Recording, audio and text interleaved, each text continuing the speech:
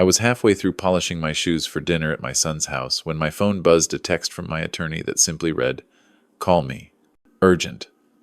30 minutes later, I was parked outside my son's home, stomach in knots, holding on to a truth that would shatter the life he thought he was building. What I'd just learned about my daughter-in-law wasn't just shocking, it was criminal. And within the hour, the illusion of their perfect marriage would begin to unravel. But before we continue, please subscribe to the channel and let us know where you're listening in the comments. Your voice matters. And by joining the conversation, you help others who might be walking blindly into something they don't yet see. This isn't just my story, it could be anyone's. I'm David Martin. I'm 70 years old, and I thought I'd seen it all. I've lived through grief, retirement, and raising a son on my own. But nothing, and I mean nothing, prepared me for the night I discovered the woman he married was a professional con artist. If you think it can't happen to someone like you, think again. Let me take you back to the moment everything started to unravel. 6 months ago, I thought my son had finally found the kind of love every father hopes for his child. Andrew met Lena at a charity event downtown, said she was a pediatric nurse, sweet and grounded, with a quiet grace that reminded him of his late mother. From the moment he introduced her, I wanted to believe she was the one. After 20 years of widowhood and watching my son throw himself into work, it felt like a light had returned to his life. She called me Mr. Martin at first, then quickly transitioned to Dad Martin, always with a warm smile and a hand on my shoulder. We shared coffee on Sunday mornings, swapped stories about family, and laughed over board games after dinner. She made it feel like family again. So when they asked if I'd be willing to sell my house, the one I'd lived in for 40 years, to help with the wedding and future home expenses, I didn't hesitate. Lena was careful with her words. "You're still strong and independent, David," she said, "but this place is too big for one man to keep up with.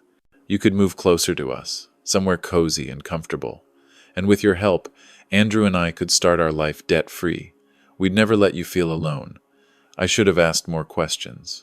But at 70, you don't expect to be lied to by someone who calls you Dad." I sold the house and handed over $60,000. I told myself it was an investment in their happiness, a gesture of faith. That was my mistake. I gave trust without expecting proof. The wedding was stunning, of course. Every detail meticulous, every flower in place. Andrew looked radiant, hopeful, alive in a way I hadn't seen since college. Watching them dance under the fairy lights made the money feel like a small price to pay. That is, until last Tuesday when my lawyer, Stephen Reynolds, texted me outside regular hours. Stephen has been my legal counsel since the day my wife passed. He doesn't text unless something is seriously wrong. I called him immediately. His voice was strained, tense in a way that pulled me upright. "David, I need you to sit down," he said. I was already lowering myself into my armchair, surrounded by boxes I still hadn't unpacked, since downsizing into this modest apartment. "It's about Lena," he continued. "She's not who she says she island." My first reaction was denial. "That's impossible, Stephen. I've known her for over a year. She's a nurse at St. Mary's, grew up in Oregon, lost her parents in a car accident." He paused, and I could feel the silence choking the line. "David, there's no record of Lena Carter working at St. Mary's or any hospital in the state. Her name doesn't exist in any verified database. The woman your son married is using a false identity." I stared at the window across from me, where an early spring breeze rustled the curtains. The apartment that once felt like a fresh start suddenly felt like a holding cell. "Are you absolutely sure?" I asked. "I had my investigator run a deep background check," Stephen said. "He was already digging into her for the insurance beneficiary paperwork you asked me to help file. What he found..." He hesitated again. "David, you need to go to Andrew's house. Right now. Don't call. Don't warn them. Just go." And so I did. I left my half-shined shoes on the floor, grabbed my keys, and drove through rush-hour traffic with my hands trembling on the wheel. Part of me hoped this was some cruel mistake. But another part, a quieter voice I hadn't heard in years, told me that this wasn't a surprise. It was a confirmation. Because sometimes when you've lived long enough, you recognize the signs before you let yourself admit what they mean. And as I pulled into Andrew's driveway and saw Lena laughing through the window, her hand brushing his arm like nothing in the world was wrong, I knew this wasn't going to be an ordinary dinner. This was the beginning of something much darker. I sat in my car for a long moment, engine humming, watching them through the large bay window. Andrew was stirring something on the stove, probably that pasta he loved to make from scratch, while Lena flitted behind him, smiling, tossing her hair back with practiced ease. It was such a convincing picture of domestic bliss that, if I hadn't known better, I might have smiled myself. But I did know better, and that knowledge sat like a stone in my chest. The woman playing house with my son wasn't the kind-hearted nurse she claimed to be.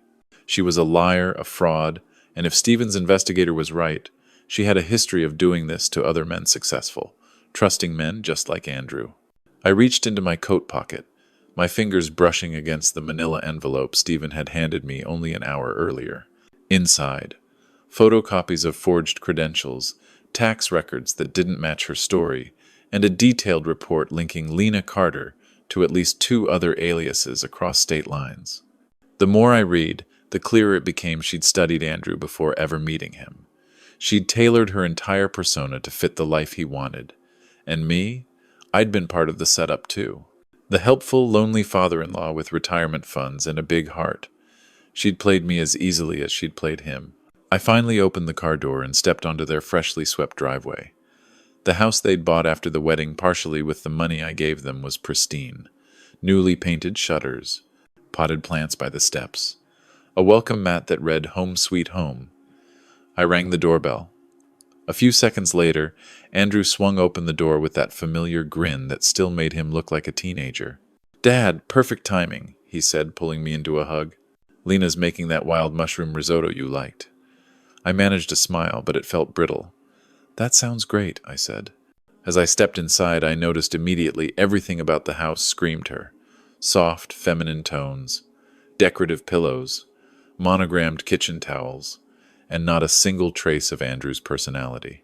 His sports memorabilia, his favorite vintage map collection, the antique armchair his mother had bought him, all gone.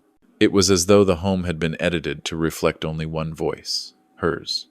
"This place looks different from last time," I said carefully. Andrew laughed a little and rubbed the back of his neck. "Yeah, Lena thought it needed a more grown-up vibe. She has great taste." His words were cheerful, but his voice carried a weariness I couldn't ignore. He looked tired, not just work-tired, but soul-tired, like someone who was constantly pretending to be at ease. Lena came out of the kitchen just then, wiping her hands on a crisp white apron. "Dad Martin," she said, walking over to hug me. "I'm so glad you could make it." She looked radiant, polished hair curled perfectly, not a smudge out of place. Her embrace was warm, her tone affectionate, and for a fleeting second I wondered if I'd made a terrible mistake. Could someone who hugged you like that really be a predator? But then she pulled back and glanced just slightly toward the hallway where my coat pocket still held the evidence. Her eyes lingered for half a second too long. "Dinner will be ready in 20, she said, her smile unwavering. "Can I get you a glass of that Chardonnay you brought last time?" "That'd be nice," I said. As she disappeared back into the kitchen, I turned to Andrew. "Son," I said gently, "can we talk privately for a minute?"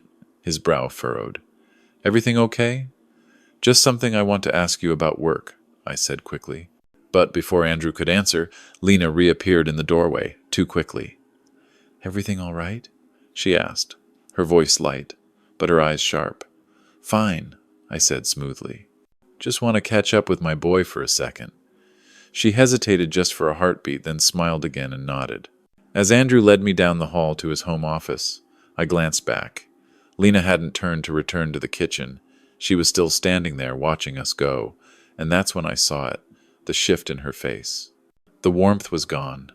Her expression, for that one unguarded moment, was flat, calculating, cold. In the office, one of the few rooms that still felt like Andrew, I closed the door and turned to face him. "Andrew," I said, keeping my voice low, "I need to ask you something, and I need you to be completely honest. How much do you actually know about Lena's past?" He blinked, surprised, then sat slowly in his desk chair. "What's going on, Dad?" "Just tell me what she's told you about her life before you met." He hesitated. "She said she grew up in Oregon. Her parents died in a car accident. She put herself through nursing school, moved here 3 years ago for a fresh start. Do you have any pictures of her childhood, graduation, Friends from that time? She said it was all too painful to talk about. His voice faltered. She said the accident really messed her up. I nodded slowly, then reached into my coat pocket and handed him the envelope. Andrew, there is no Lena Carter. She's not who she says she island.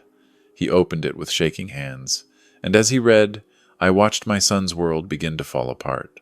Andrew stared at the documents in stunned silence, the color draining from his face as each page peeled away another layer of fiction.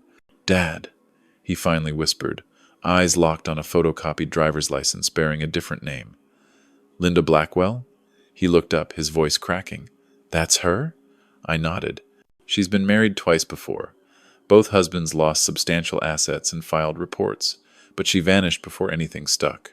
Stephen's investigator found a pattern. She targets successful, emotionally vulnerable men, builds a story that fits their needs, wins over the family, and then she drains them. Andrew sank back into his chair, one hand covering his mouth. But she talks about her patients, her job. She gets phone calls from the hospital. I leaned in. Have you ever actually heard those calls? Seen her workplace? Met a single colleague? He blinked. No, she always takes calls in the other room. Says it's about patient confidentiality. And the hospital has no record of Alina Carter on staff. Anywhere.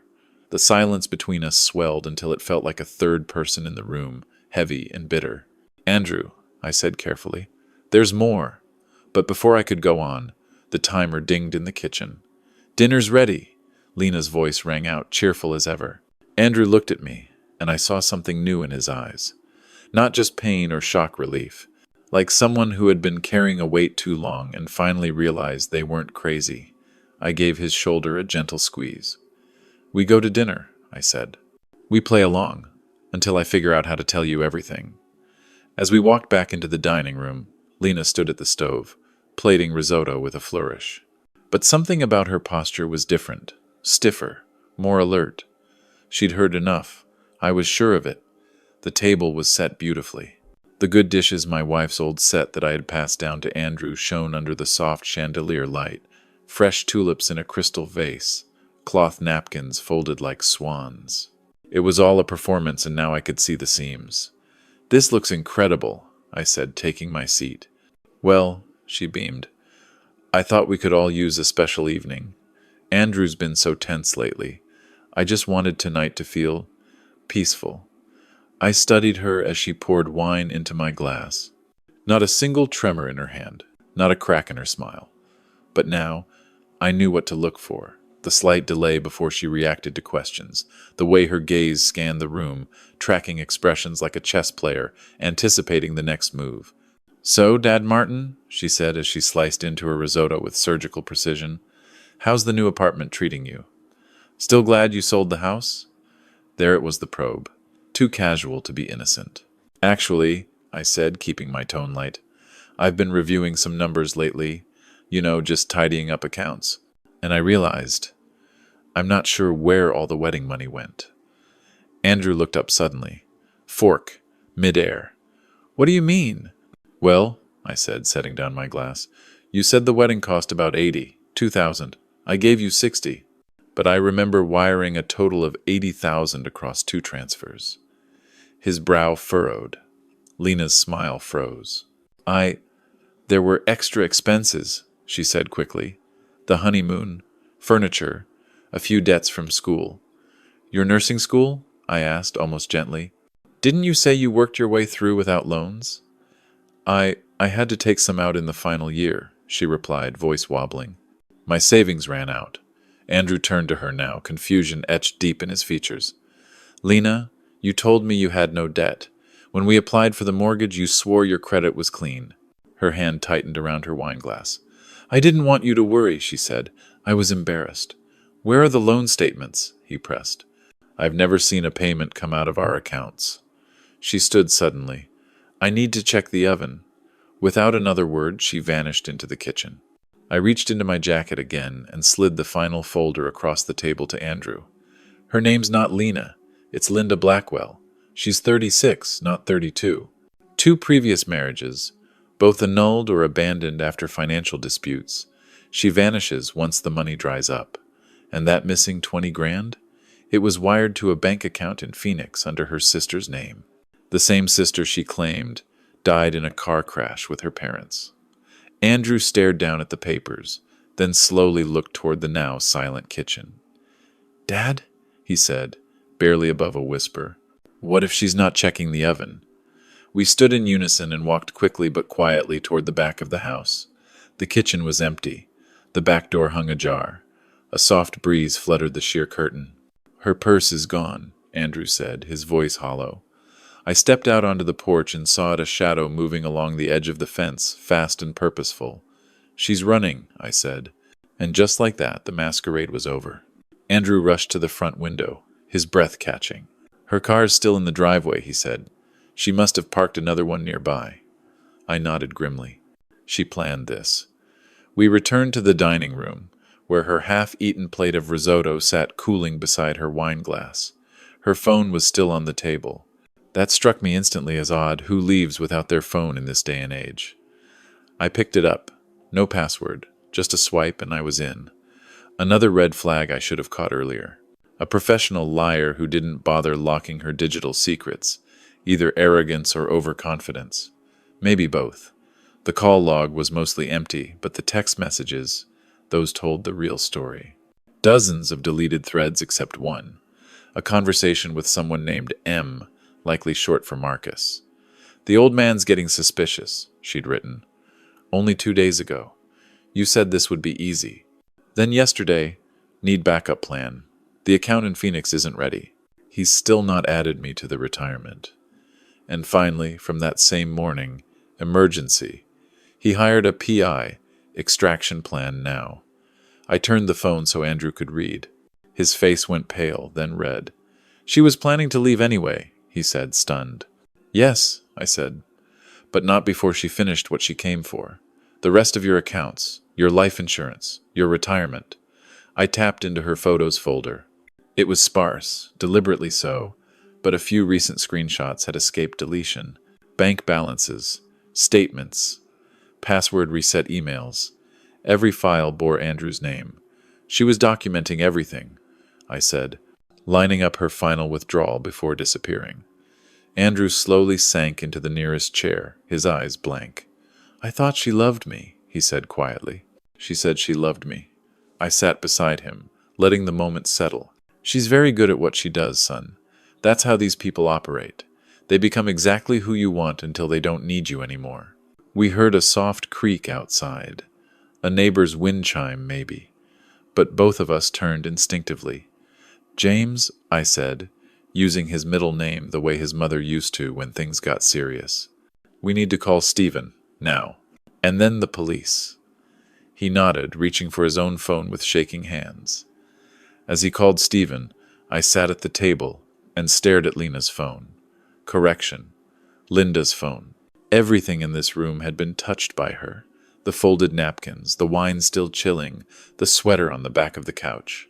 And yet she'd vanished in under 2 minutes without a trace, like a ghost slipping through cracks we didn't know we had. 20 minutes later, the front doorbell rang. A sharp-eyed woman with short gray hair and a leather folder tucked under one arm introduced herself as Detective Evelyn Carter, Fraud and Financial Crimes Division. She shook our hands with a kind of tired empathy I recognized instantly. This wasn't her first time handling a story like ours. "Mr. Martin," she said to Andrew after examining the phone and documents. "You're lucky. Most of these cases end with the victim losing everything, including their identity."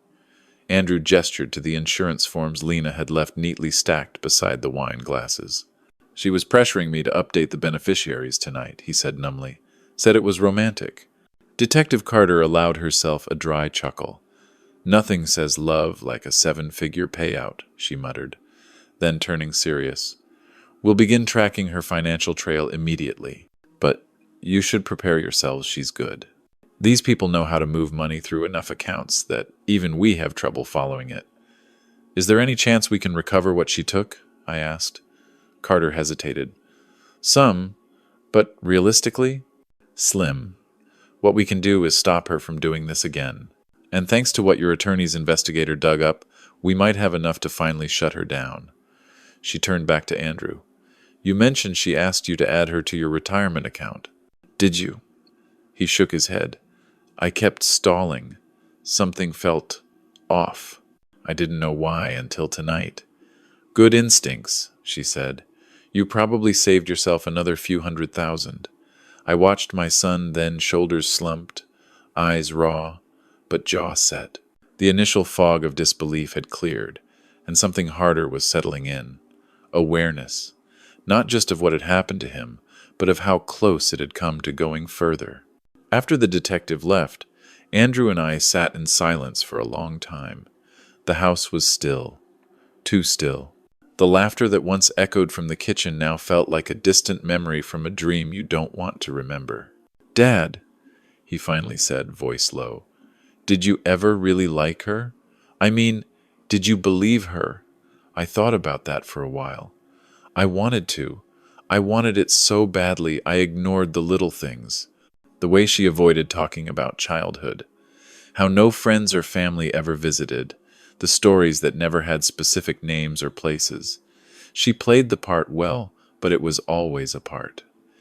Andrew nodded slowly. She used me. She used us, I corrected. But she underestimated one thing: we pay attention. Eventually. My phone buzzed just then. A message from Stephen. Something new, come in tomorrow. Bring Andrew, you're going to want to see this.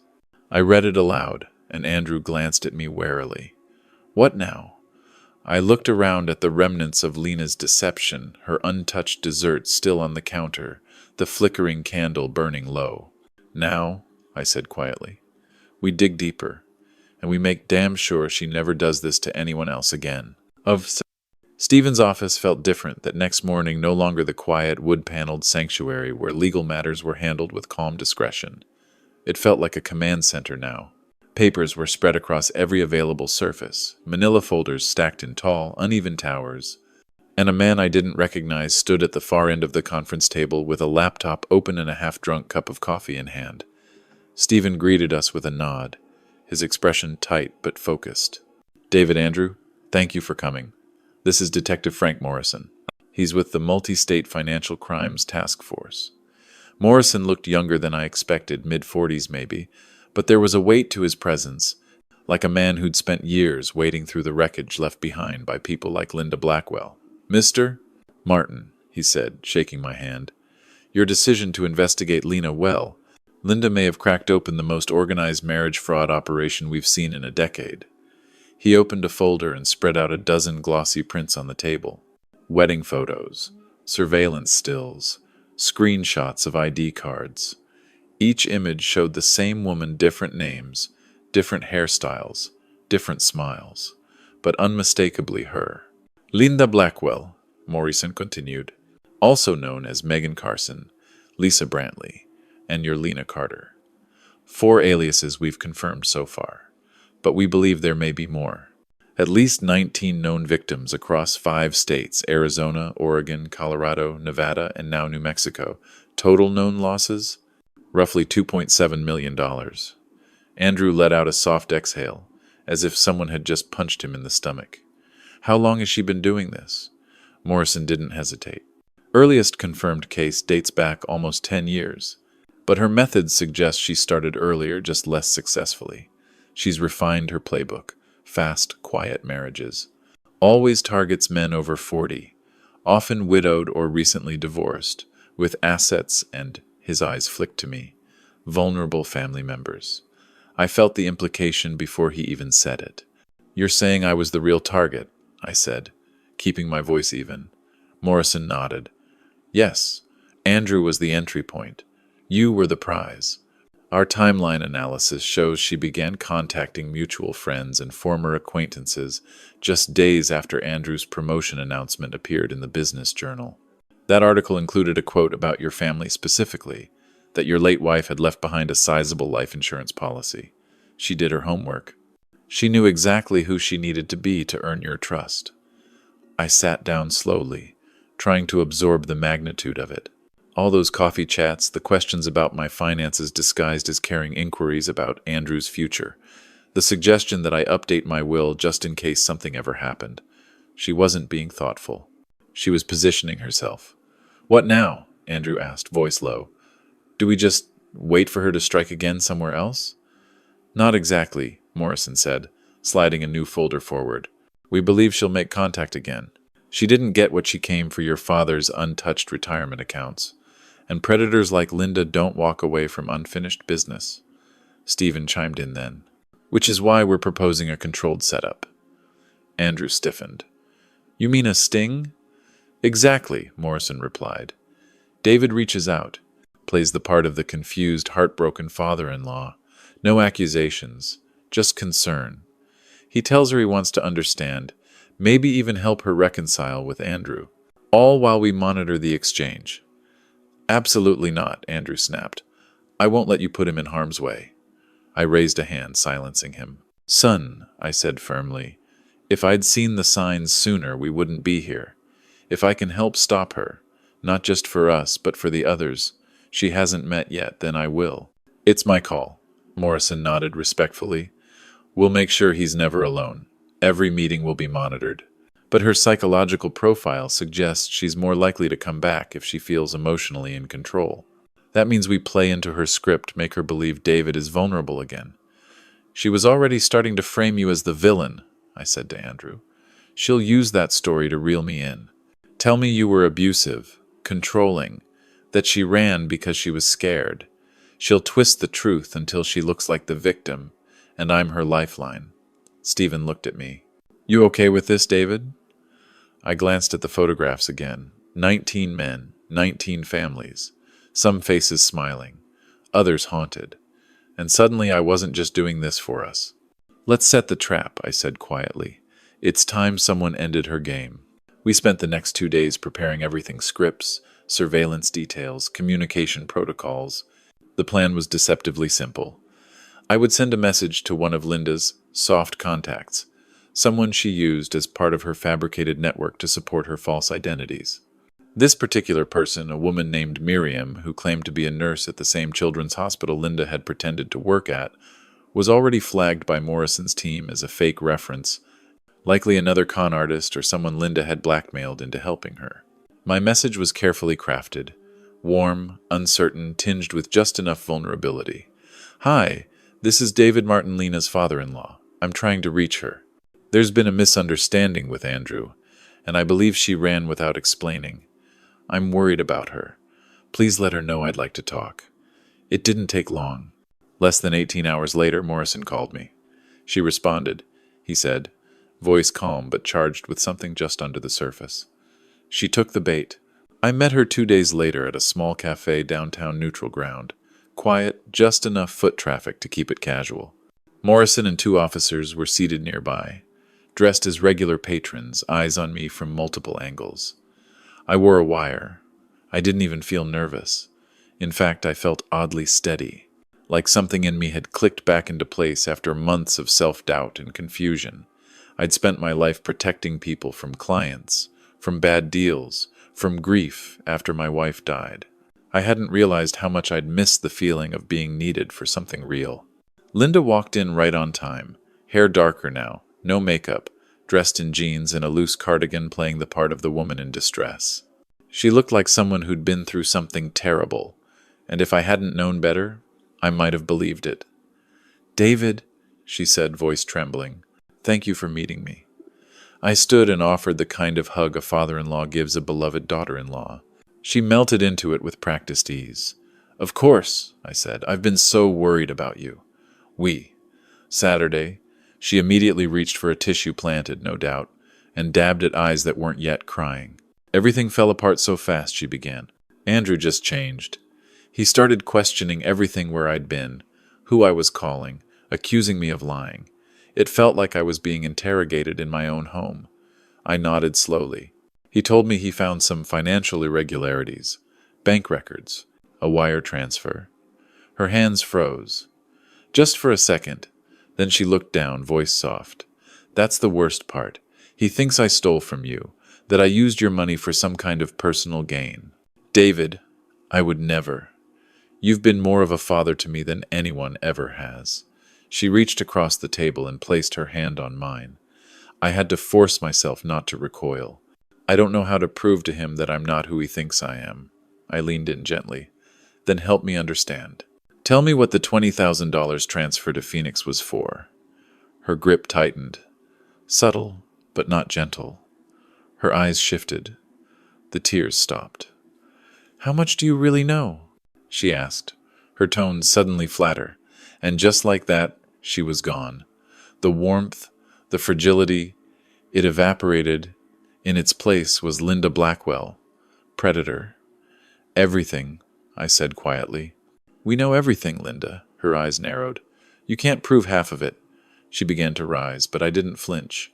Actually, we don't need to prove half, I said calmly. Just enough. Morrison was beside us before she could take another step. 2 officers closed in. Linda Blackwell, he said, voice low but authoritative. You're under arrest for fraud, identity theft, and financial elder abuse. She didn't resist, not physically, but the look she gave me, pure venom, unfiltered, was the last act of a woman who realized the stage had collapsed beneath her feet. This isn't over, she hissed as they cuffed her hands behind her back.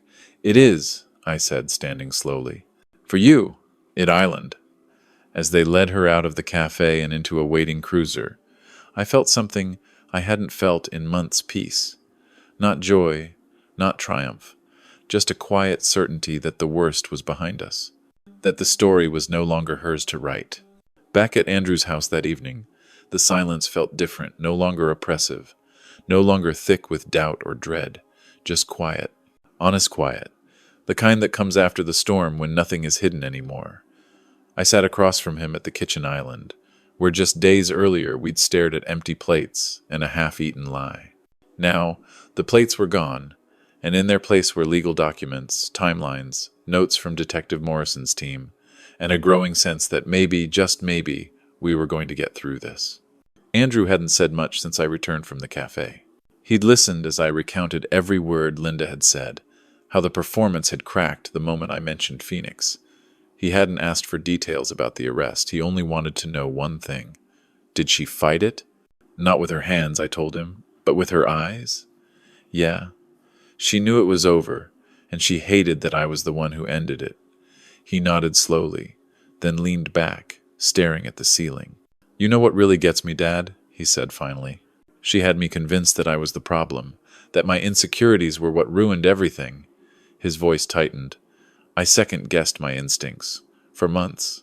She'd shut me down so gently I didn't even realize she was doing it. One minute I'd ask an innocent question about her past, about her friends, and the next, I'd feel like a monster for not trusting her. I saw the shame in his eyes and I hated it. Son, I said quietly, that wasn't you. That's what she does. She builds the illusion, then makes you feel guilty for ever doubting it. It's not a relationship, it's a con. He looked down. I ignored things?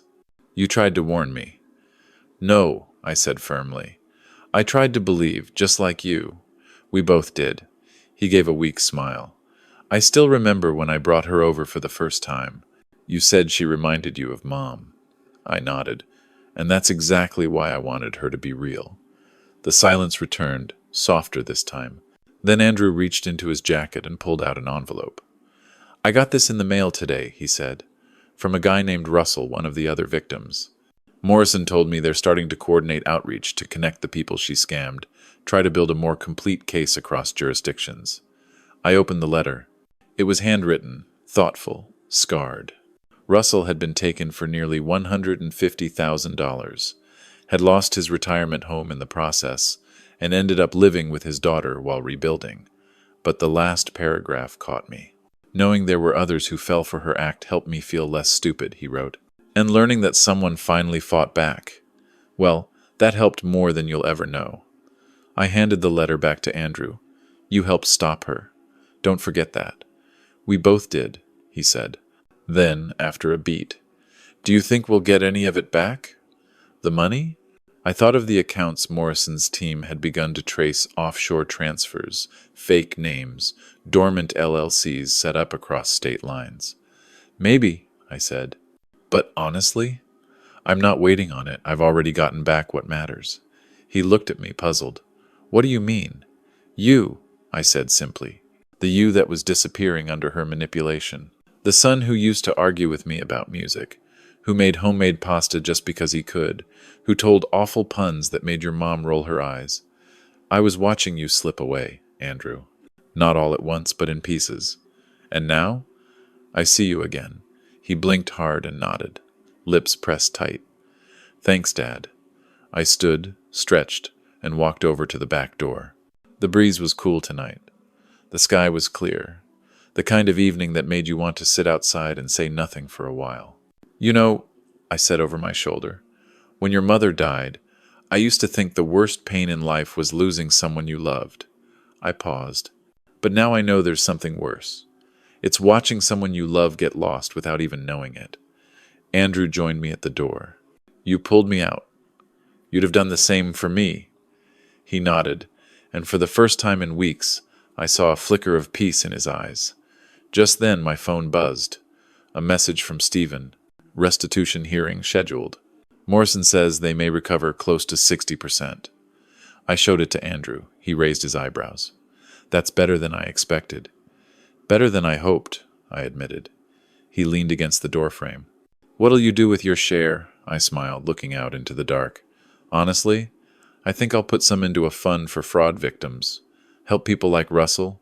The rest? Maybe I'll finally take that trip your mother always wanted us to take.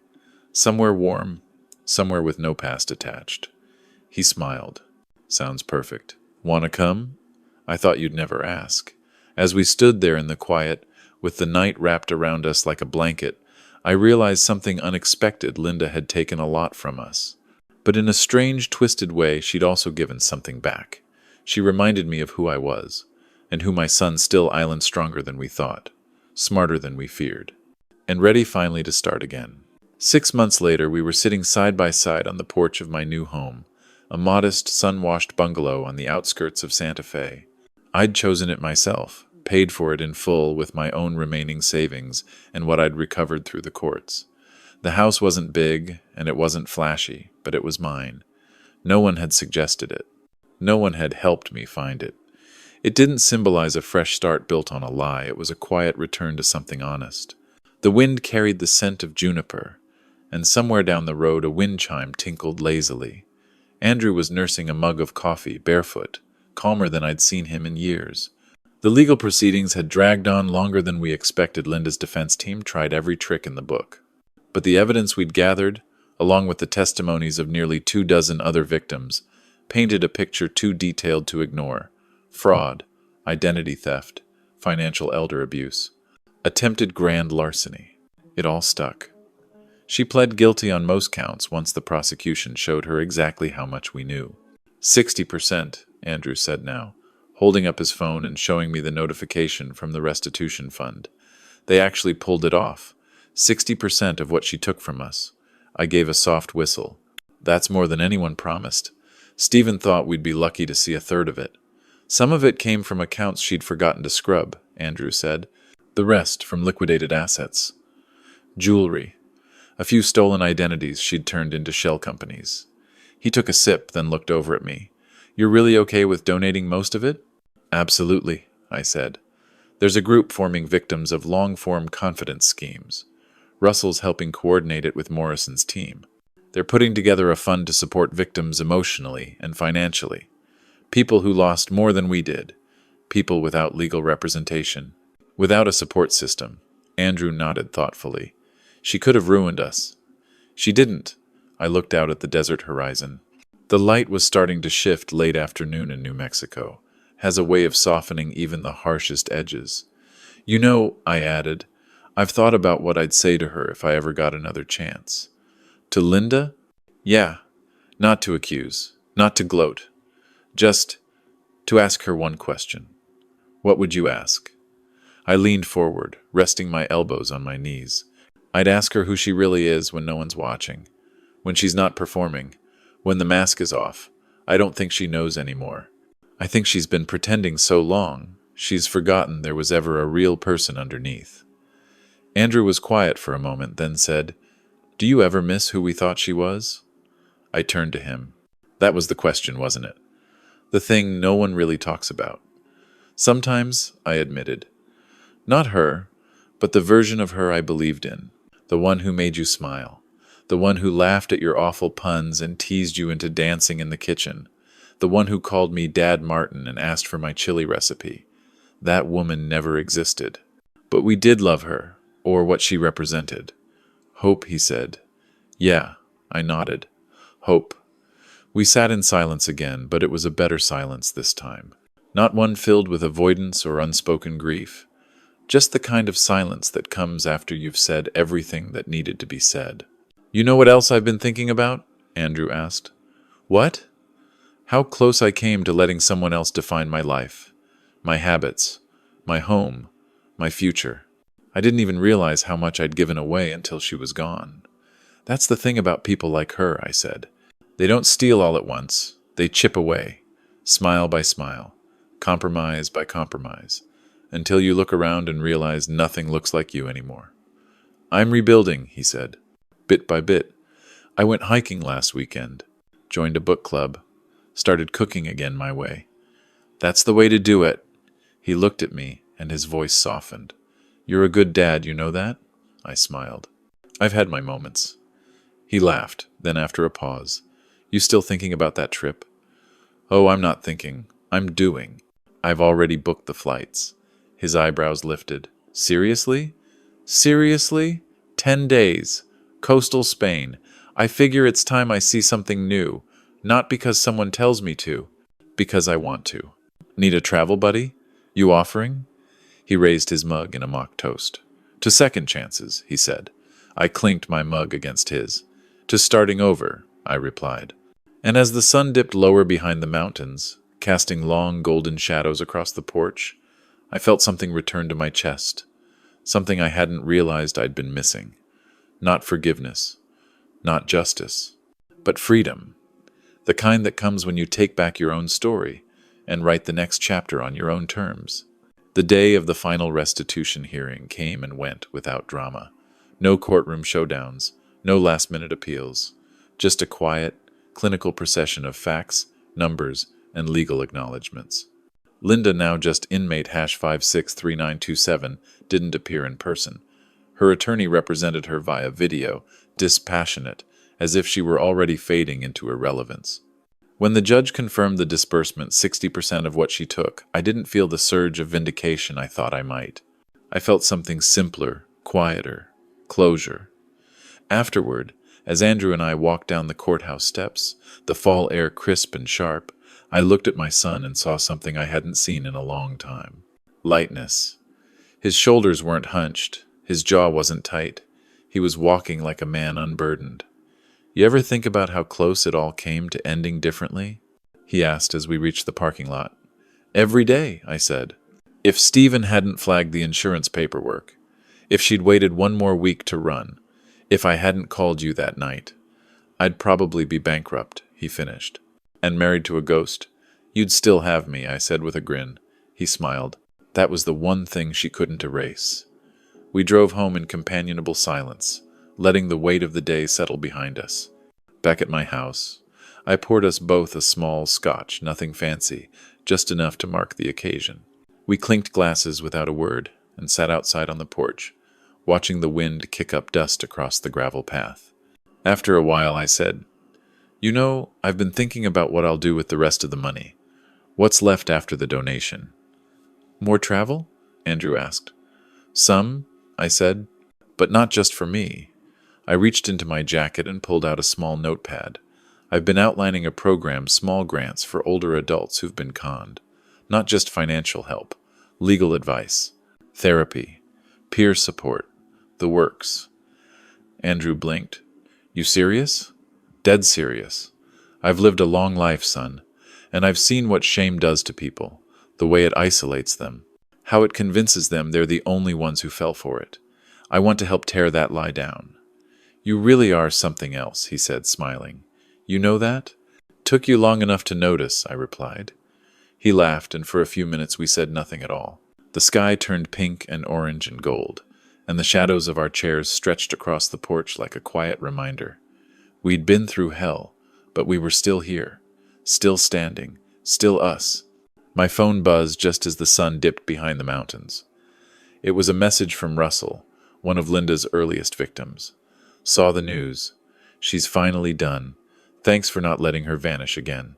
We're all grateful, David. I handed the phone to Andrew, who read it and nodded. Looks like we weren't the only ones who needed closure. No, I said. We were just the ones who got loud about it. And then I leaned back, let the cool air settle over me, and allowed myself for the first time in what felt like years to exhale. Linda Blackwell had taken money, time, and trust. But she'd also reminded me of something I'd nearly forgotten. That instincts matter, that love doesn't mean silence, and that sometimes the people we think we're protecting are the ones who need us to speak up the loudest, and that maybe, just maybe, the best kind of justice is living your life fully, freely, and without fear, on your own terms. If you found this story meaningful or even just eye-opening, I invite you to be part of something bigger. Stories like this one aren't just entertainment, they're reminders, warnings, and sometimes a lifeline for someone who doesn't yet realize they're living in the middle of a deception. If you haven't already, please take a moment to subscribe to the channel. It might seem like a small thing, but it tells us you value these real, human stories, the ones that go beyond headlines and reach into the heart of what it means to protect what matters. And if you know someone who could benefit from hearing this, a parent, a friend, someone recently widowed or vulnerable, share this video with them. You never know who might need to hear these words today. Also, drop a comment below and let us know where you're watching from. We're building a community here, one built on awareness, resilience, and support. Your voice matters, and you never know who it might help. So again, subscribe, comment, share, and stay with us for more stories that don't just inform, they empower. Because sometimes the difference between being a victim and being a survivor is simply hearing the right story at the right time.